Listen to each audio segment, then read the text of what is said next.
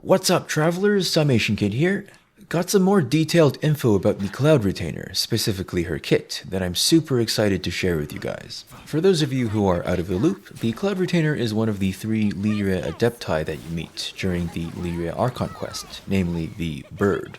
She's going to be released in human form as an upcoming 5-star Animo Catalyst. We're not exactly sure when, but sometime after patch 4.4 is my best guess. Anyway, her main shtick seems to be a plunge attack buffer who can also heal, as well as do some plunge attacks herself. So the new info we got suggests that her buffs to plunge attacks come from her talents.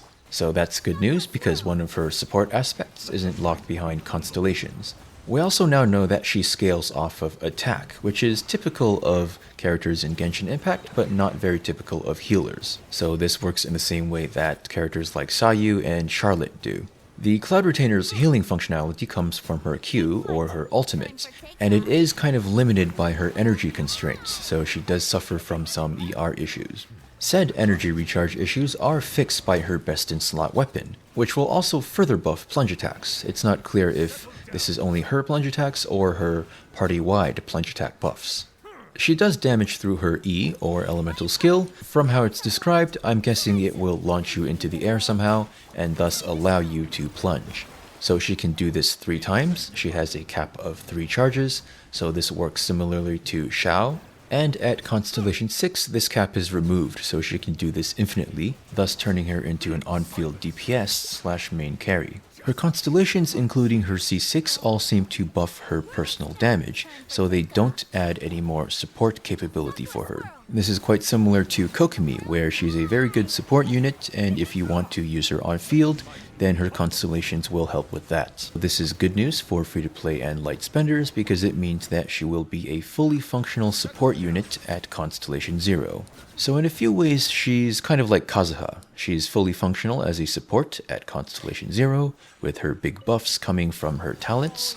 And if you want to turn her into a main DPS unit, then all you have to do is get her Constellation 6, easy peasy.